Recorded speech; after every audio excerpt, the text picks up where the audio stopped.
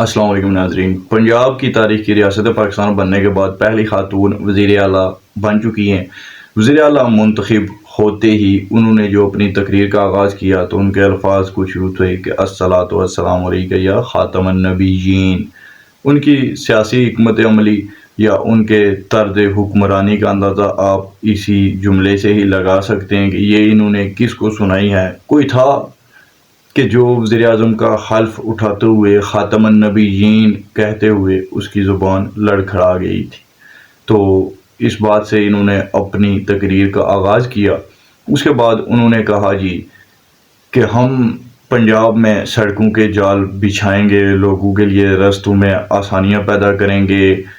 IT companies को जो उनकी जॉइंट जिनको कहा जाता है बड़ी बड़ी कंपनीज़ को उन्होंने कहा कि आपको मुकम्मल ताउन फराहम किया जाएगा, आप यहाँ पर आइए। आर्टिफिशियल इंटेलिजेंस के बारे में भी बात हुई। और भी उन्होंने जो बिजली का मसला है पाकिस्तान के अंदर, इस पर उन्होंने ये कहा कि वो 300 यूनिट से कम तक की जो लोग बिजली इस्तेमाल करते हैं उनको आसान इकसात पर सोलर सिस्टम फराहम किया जाएगा ताकि बिजली के इस बहरान से निकला जा सके। और भी बहुत सारी उन्होंने बातें की, लेकिन मैं वो पूरी स्पीच को तो कवर नहीं कर सकता क्योंकि वक्त भी मुख्तसर होता है। लेकिन इसके बाद फिर जब उन्होंने ये स्पीच की तो मुझे वो वसीम अकरम प्लस याद आए कि जो कहते थे कि अभी नए हैं, सीख जाएंगे, सीख रहे हैं। कभी कहते थे कि ये कोरोना आखिर काटता कैसे है। उनके इस तरह के जुमले हुआ करते थे। एक वो जमात थी कि जिन्होंने उस तरह का वज़ीर आला पंजाब दिया, और एक ये जमात है कि जो एक ऐसी वज़ीर आला बनी है कि उन्होंने अपनी स्पीच से ही बहुत सारे लोगों को मुतासिर किया है। इसके बाद वो फिर चली गई वज़ीर आला हाउस। वहाँ पर उनका बड़ा ही पुरतपाक तरीके से इस्तकबाल किया गया। हमजा शहबाज शरीफ साहब और मरीम नवाज़ साहिबा के हवाले से भी जितनी गलत फहमियाँ फैलाई जा रही थी वो भी दूर हुई, और हमने देखा कि हमजा शहबाज साहब ने बहुत ही पुरजोश तरीके से इस्तकबाल किया मरीम नवाज़ साहिबा का।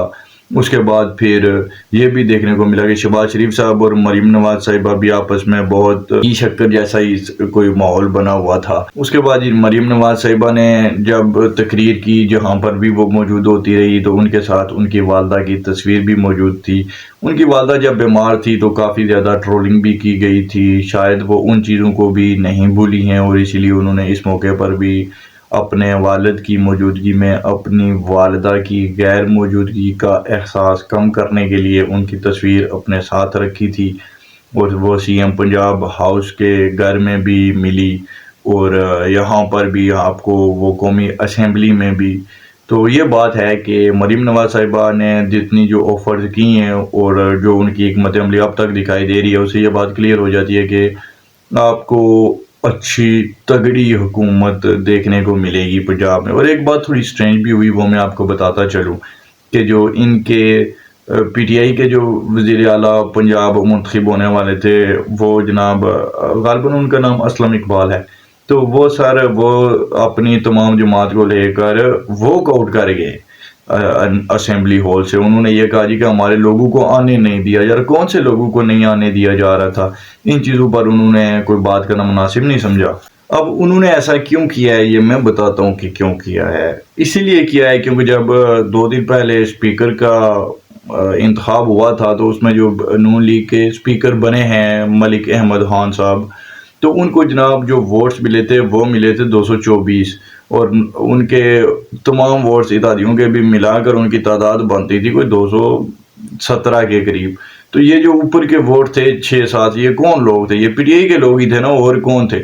और आज जब वो लोग जनाब वॉकआउट कर गए तो उसके बाद मरीम नवाज़ साहिबा को जो वोट मिले वो मिले 220। तो 4 लोग तो आप कंफर्म कर लीजिए, अगर 1-2 को आप छोड़ भी दें तो ये 4 तो फिर देख लीजिए कि पीटीआई के लोग जब असेंबली से वॉकआउट कर गए तो ये वोट घट गए। और पीटीआई के लिए बहुत ही हरासिंग किस्म की ये मूवमेंट्स थी कि ये जब पिछला दौरे हुकूमत था पीटीआई का और कोई इस तरह से नून लीग की तरफ से या पीडीएम की जमातों में से कोई वोट्स अगर कहीं पे मिस हो जाते थे तो ये जनाब बड़ा मजाक उड़ाया करते थे। इनके रहनुमा टीवी शोज़ पर बूट उठा के आ जाते थे और ये कहते थे ओ जी लाने वालों ने लाया, और बड़ा ही फखरिया तौर पर इन चीज़ों को बयान किया करते थे। تو اب ان کو یہ پتہ لگا ہے کہ ہاں جی وقت خود کو تاریخ کہتے ہیں کہ دہراتی ہے، تو وہ حساب ہوا ہے کہ اب ان کو خود بھگتنا پڑ رہا ہے وہی سب، کہ ان کے اپنے بندے اسی طرح سے سلپ آؤٹ ہو رہے ہیں اور دوسروں کو ووٹس مل رہے ہیں۔ تو اس بدنامی سے بچنے کے لیے، اس شرمندگی سے بچنے کے لیے انہوں نے یہی مناسب سمجھا کہ کیوں نہ ہو سے واک آؤٹ ہی کر دیا جائے۔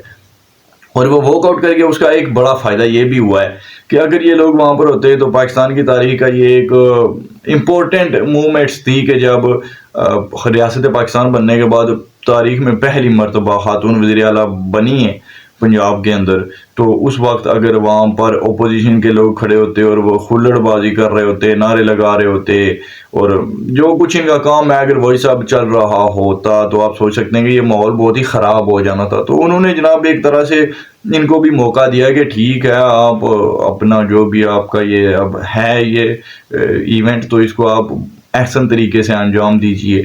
تو یہی ہے کہ مریم نواز صاحبہ سے امید یہی رکھی جا سکتی ہے کہ وہ انتقامی سیاست کا مظاہرہ نہیں کریں گی، بلکہ ڈیولپمنٹ میں ان کا زیادہ کردار ہونا چاہیے۔ پنجاب کے ساتھ بہت سی زیادتیاں کی گئی ہیں پچھلے عرصے میں، پنجاب کے لوگوں کو وہ سہولیات نہیں مل پائی جن کے وہ مستحق تھے۔ تو اب نئی وزیر اعلیٰ پنجاب بنی ہے، تو پنجابی بھائیوں کے لیے دعا ہے کہ اللہ سب خیر کرے۔ اور مریم نواز صاحبہ نے یہ کہا بھی ہے کہ جن لوگوں نے ان کو ووٹ دیے ہیں وہ ان کی بھی وزیر اعلیٰ ہیں، جن لوگوں نے ووٹ نہیں دیے ہیں وہ ان کی بھی وزیر اعلیٰ ہیں۔ یعنی کہ انہوں نے کہا ہے جی کہ ہمارے دروازے ہمیشہ کھلے ہوئے ہیں، چاہے کوئی کسی بھی جماعت کا ووٹر سپورٹر ہے، اس کو کوئی ایمرجنسی ہے، کوئی مصیبت ہے، کہیں پہ اس کو ضرورت پڑ گئی ہے، تو وہ بے جھجک آئے اور جناب اپنا جو بھی ہم اس کے لیے کر سکیں گے وہ ہم کریں گے۔ اور یہ بہت اچھی بات ہے، یہی روایات تھی پاکستان کی سیاست کی۔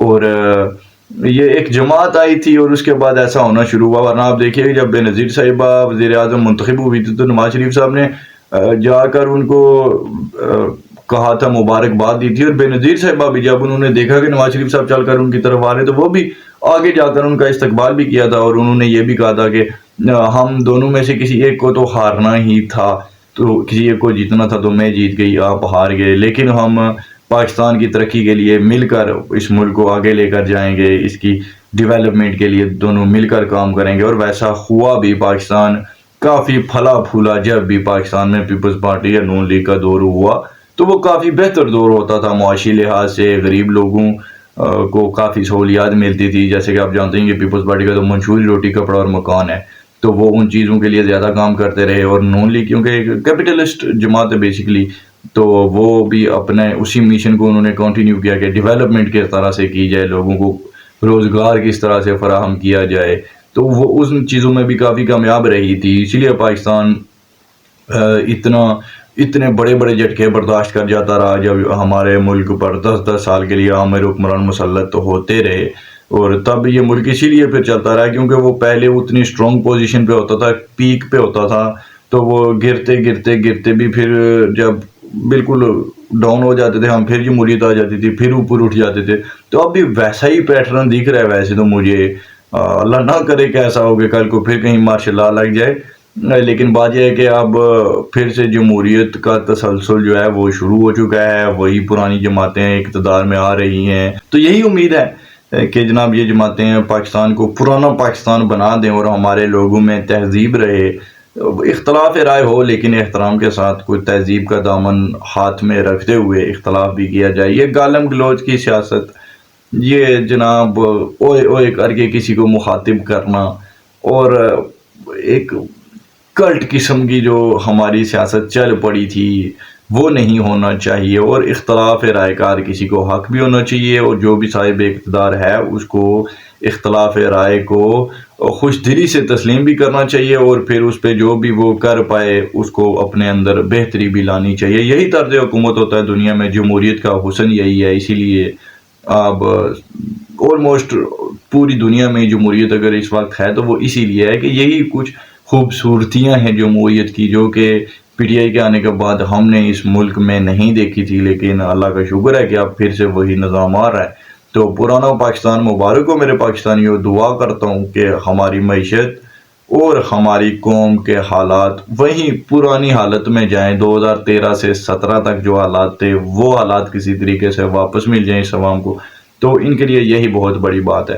باقی ہے جی کہ شہباز شبیر کو آپ بھول جائیں گے اور مریم نواز آپ کو शहबाज शरीफ अल्ट्रा प्रो मैक्स वर्जन में नज़र आएंगे। अब तक के लिए इतने सब्सक्राइब जरूर कीजिएगा, अपनी राय का इज़हार कमेंट्स में कीजिए, वो आपका हक है, आप जो चाहें कहिए, लेकिन तहजीब को अगर आप अपने हाथ में रखेंगे तो आपके लिए ही अच्छा होगा। गालम गलोच करके आप अपनी कब्र गंदी कर रहेंगे, अपनी आखरत ख़राब करेंगे, मेरा कुछ नहीं जाता। मेरे हवा मैं तो कहता हूँ जी, मेरी तरफ से जितनी मर्जी आप कमेंट्स में गालियाँ बकते रहें, मुझे इस चीज़ की कोई परवाह नहीं, मैं पढ़ता भी कम ही हूँ। है जी, अब तक के लिए इतना ही था, मिलते हैं अगली वीडियो में। अल्लाह हाफ़िज़।